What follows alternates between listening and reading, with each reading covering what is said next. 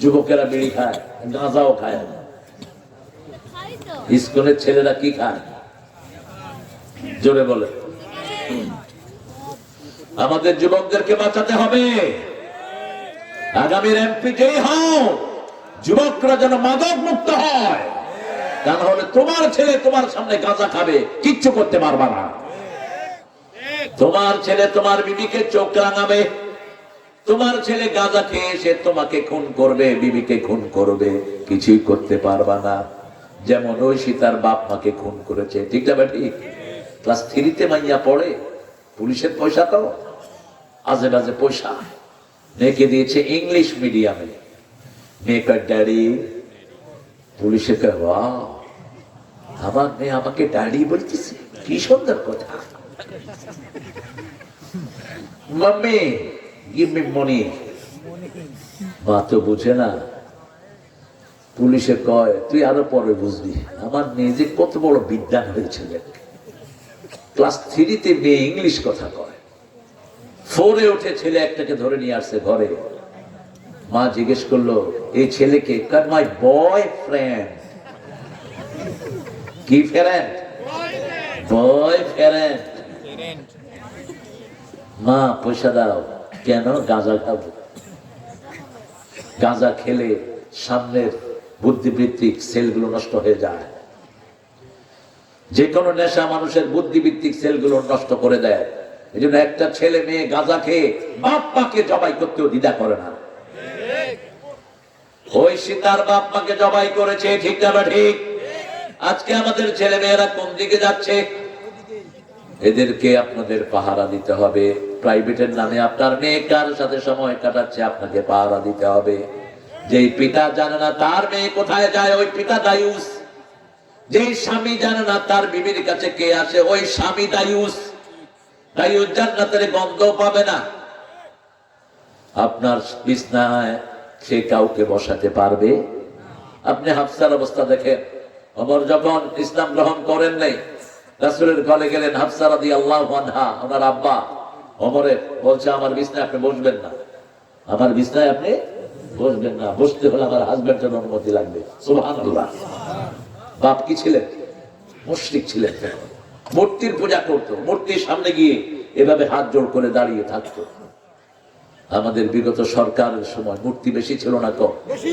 কথা বল না কেন? আমাদের ছেলেরা উচিত কাম করেছে। মূর্তির উপরে উঠে কি করেছে? কি করেছে? মুচিছে। কি করেছে? মুচিছে। ওই ছেলেটাকে এনে পুরস্কার দেওয়া দরকার। মুখটা ওর মাথায় পড়তেছে কিন্তু ওর কিছু দেখা যাচ্ছে না। পোলা পারে নিচের থেকে তো ক্যামেরা ফিট করছে, ওকে দাম শুধু জিনিসটা দেখাবো, দাম কিছু নেই। যেরকম মুগুর কুকুর সেরকম কেন মূর্তি বানিয়েছে? হালাল পয়সা দিয়ে হাজার হাজার কোটি টাকার মূর্তি বানিয়েছে, ঠিক না ঠিক? তোর বাপ তোকে পিটাবে, ঝাড়ু দিয়ে পিটাবে। আমি তো একটা মূর্তি বানাতে তোরে কই নেই। কারণ সেই বেটাও এক সময় বলেছিল আমি মুসলমান। আমি কি মুসলমান, নিজেকে মুসলমান দাবি করেছে। তার মূর্তি বানালি কেন তুই? কোন মূর্তির সরকারের সাথে আমাদের কোন সম্পর্ক নাই। আমরা হলাম আদমের সন্তান। কার সন্তান? আদমের সন্তান। আদম এক আল্লাহর ইবাদত করত, আমরা ইবাদত করব কার?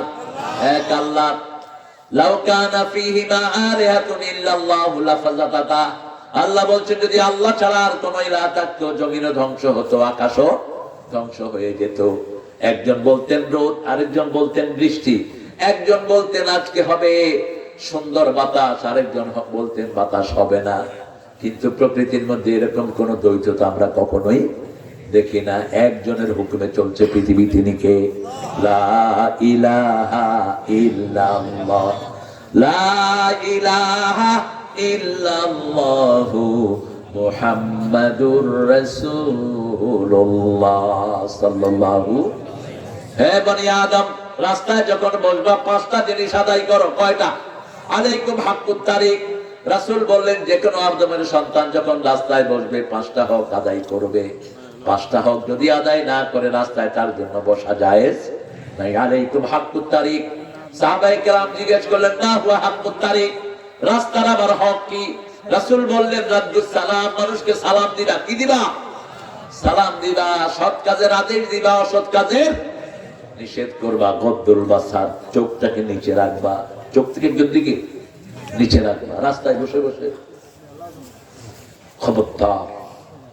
এরকম আছে না অনেক ছেলে রাস্তায় বসে বসে মেয়েদেরকে বিরক্ত করে। বগুড়াতে নাই? যে ছেলেরা বিরক্ত করে বিয়ে করা যায়। এত যখন যৌবনের ঠেলা বেড়েছে, তোর বিয়ে করে নে। আরেকজনের মেয়েকে ডিস্টার্ব করস কেন রাস্তাঘাটে? আবার পিতারা মেয়েদেরকে পর্দা দেয় না, এই জন্য একটা মেয়ে অসংখ্য ছেলে চরিত্র নষ্ট করে। ওই মেয়েকে পর্দা দাও। পর্দা ফরজ করেছেন কে? আল্লাহ ফরজ করেছেন।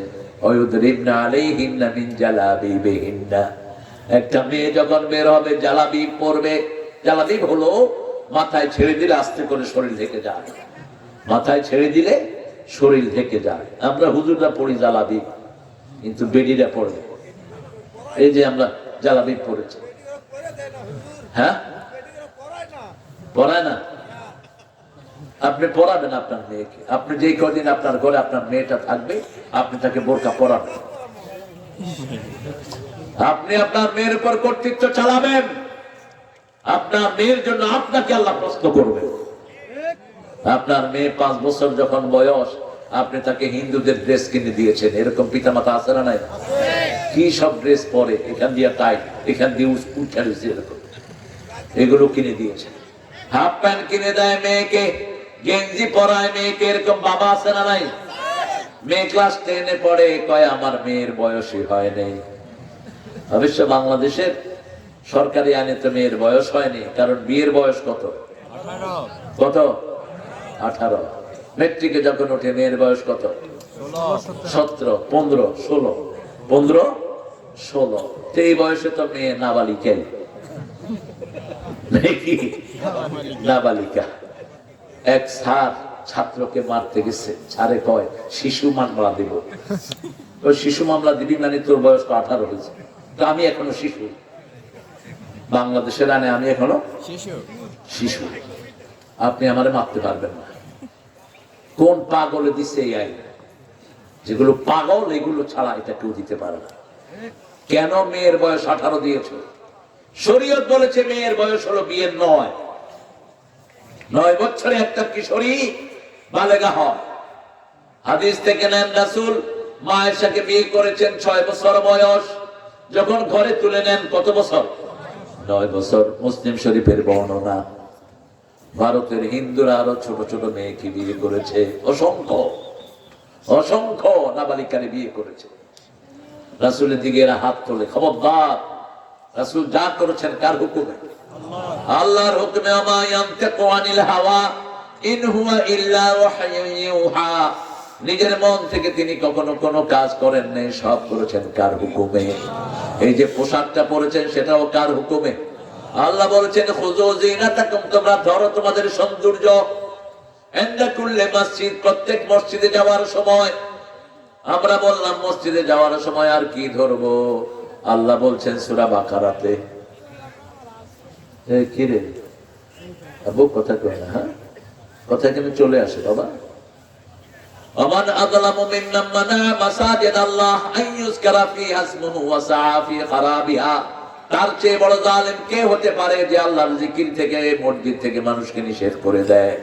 লাল বাতি জ্বালায় নিচে দিয়া লেখে এই বাতি জ্বলাকালীন নামাজ পড়া হারাম। পেয়েছেন কোথায়? কোথায় পেয়েছেন এটা? একটা লোক ঘুমিয়ে আছে, ঘুম থেকে উঠলো যখন সূর্য উঠতেছে, তখন কি করবে সে? নামাজ পড়বে। কি পড়বে? এটাই তার টাইম, এটাই তার টাইম, কারণ কেউ তাকে ডাকে না। সূর্য অস্ত যাচ্ছে, একজন ঘুমিয়ে আছেন, আপনি ঘরে ঘুমিয়ে আছেন, ধরে আপনাকে কেউ ডাকে না, আপনি হঠাৎ করে উঠে দেখলেন যে সূর্য লাল হয়ে গেছে, কি করবেন এখন?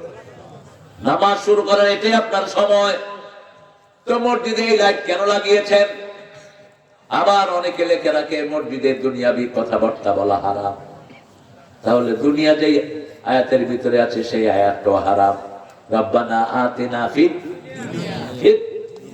দুনিয়া হাসানাতাও ওয়া ফিল আখিরাতি হাসানাতাও ওয়া কিনা আযাবান নার। পেঁয়াজের দাম কত হবে, আলুর দাম কত হবে, এটা মসজিদে বসে ঠিক করতেন রাহমাতাল লিল। তুমি কেন বলতেছো মসজিদে দুনিয়াবি কথাবার্তা বলা হারাম? বরং মসজিদে যেটা হারাম বাহিরেও সেটা হারাম। অস্থির কথা মসজিদেও হারাম বাহিরেও হারাম। তুমি তোমার বিবের প্রাইভেট জিনিস কারোর সাথে শেয়ার করতে পারবা না, তুমি সবচেয়ে খবিশ। আল্লাহর হাবিব বলেছেন যে নিজের ব্যক্তিগত জিনিস প্রকাশ্য বন্ধুদের সাথে বলে বেড়ায় এর শাস্তি হবে কিয়ামতে সবচেয়ে বেশি। আর এখন আমরা ইন্টারনেটে দেখি ছেলে মেয়ের সম্পর্কগুলো সব উঠিয়ে দেয়, ঠিক না বা ঠিক? কি নোংরা সম্পর্ক। ডক্টর ইউনূস মিয়া যখন ক্ষমতা আসে বলছিল খারাপ সাইড গুলো তিনি বন্ধ করে দিবেন, সব গুড়ে বালি, একটা কিছু করে নাই এই পর্যন্ত। এখন আরো বেশি হয়েছে, এখন আরো বেশি হয়েছে। আপনার ছেলেকে আপনি হেফাজত করবেন কিভাবে? একজন বলল হুজুর এখন যদি ইসলাম ক্ষমতা আসে হাত কেটে দিবেন নাকি? না, ইসলাম কখনো অভাব চোরের হাত কাটে না, স্বভাব চোরের হাত কাটে। ইসলাম যদি হাত কাটে বড় বড় নেতা যেগুলো টাকা চুরি করেছে এগুলোর হাত আগে কাটা পড়বে, ঠিক না ঠিক?